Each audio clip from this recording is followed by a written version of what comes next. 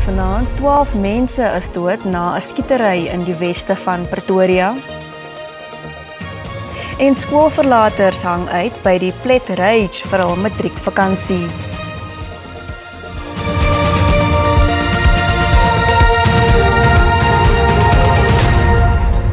Goeienaand en welkom by die nuus. 12 mense, onder wie 3 kinders, is dood in 'n skietery in Saulsville in die weste van Pretoria. 13 beseerdes word ook in hospitale behandel. Die skietery het kort na 4 uur vanoggend by 'n taverne by 'n hostel uitgebreek. Die polisie het bevestig dat 10 mense op die toneel dood is. 2 persone het later in die hospitaal gesterf. 3 van die slagoffers is kinders. 2 van hulle is die taverne-eienaar se kinders van 3 en 12 jaar oud. Die vroue-eienaar is onder die 14 mense wat gewond is. Die voorval het gebeur toe die 3 gewapende mans by die taverne opgedaag en op klante losgebrand het. Die motief vir die aanval word ondersoek. Die polisie is besig met 'n grootskaalse soektog na die aanvaller of aanvallers van 'n getuie van die Madlanga-kommissie wat gisteraand voor sy huis in Brenthurst, Brakpan, doodgeskiet is. Die 41-jarige Marius van der Merwe het onlangs as getuie D in kamera voor die kommissie getuig. Van der Merwe is gisterand by sy huis in Brakpan in die ooste van Johannesburg voor sy vrou en 2 jong kinders met 'n AK-47 aanvalsgeweer doodgeskiet. Hy het op 14 November voor die Madlanga-kommissie getuig, onder meer oor die dood van 'n winkeleienaar in 2022 wat tydens sogenaamde ondervraging dood is. J.D. Mkhwanazi said that we needed to throw the suspect's body into a mine shaft or dump it into a dam. As he said this, he looked at me. Viandre then in turn informed me that I must take the body and dump it. They will show me where and that I should relax. Die adjunkt polisiekommissaris in Gauteng, generaal Fred Kekana, sê Van der Merwe se dood is tragies. Hy het gesê dis ook jammerlik dat hy nie verder lig kan werp op 'n moordsaak wat sedert 2022 ook deur die onafhanklike polisieondersoekdirektoraat ondersoek word nie. IPT had got more detailed information. I was with them there. They are here. The investigating officer of that matter gave us a full briefing of what's happening, including the same deceased's involvement in the matter. It's unfortunate what happened because the truth is still needed. Luitenant-kolonel Kelebogile Tepa is nog 'n getuie wat voor die kommissie getuig het oor beweringe teen die geskorste waarnemende EMPD polisiehoof Brigadier Julius Mkhwanazi. Tepa het ook getuig dat sy in Julie 2023 deur 3 mans aangeval is. Initially I thought, yes, a knife that's going to slit my throat, only to discover that there is a firearm. And that, I think what hurt me the most with everything that was said at that point, it was then, it is things that are work related. And the fact that, they want a phone from me and the information which they want, and the fact that they would be, sorry, commissioners.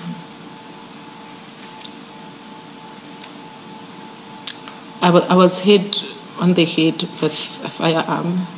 Die minister van Justisie, Mameloko Kubayi, het by 'n mediakonferensie in Pretoria gesê Van der Merwe het die staat se aanbod vir beskerming van die hand gewys.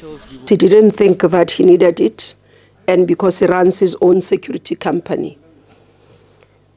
Furthermore, what I want to say to the nation, and also especially our media colleagues, that we are in agreement that there is a need for us to review how the witnesses are testifying in the Madlanga Commission.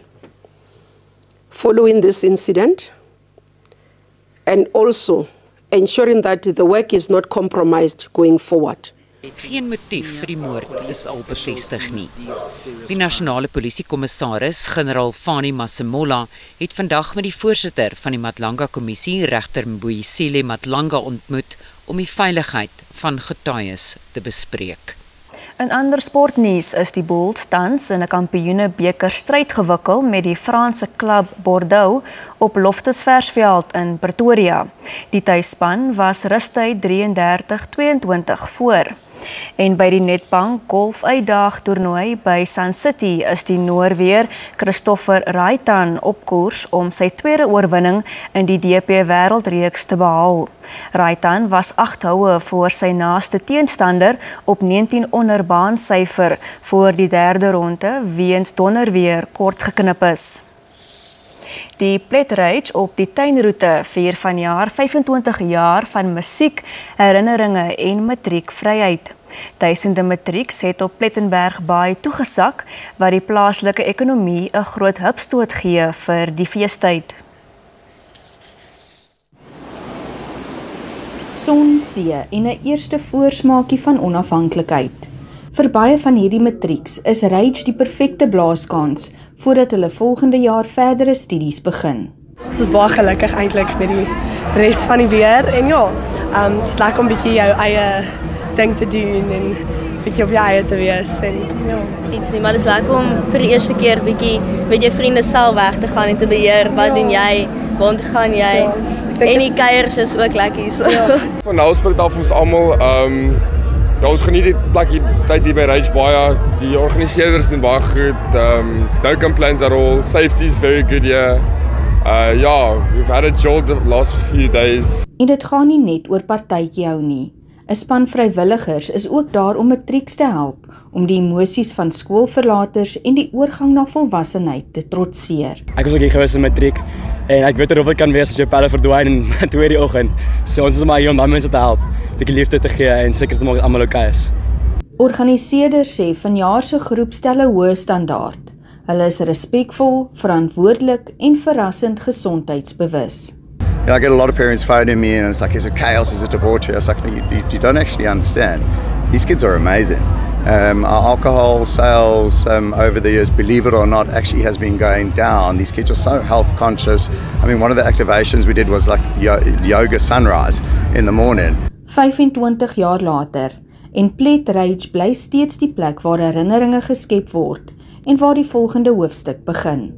Tanya Krause, SAK nuus, Plettenberg Baai in die Wes-Kaap. En dit is al vir vanaand. Mooi aand, totsiens.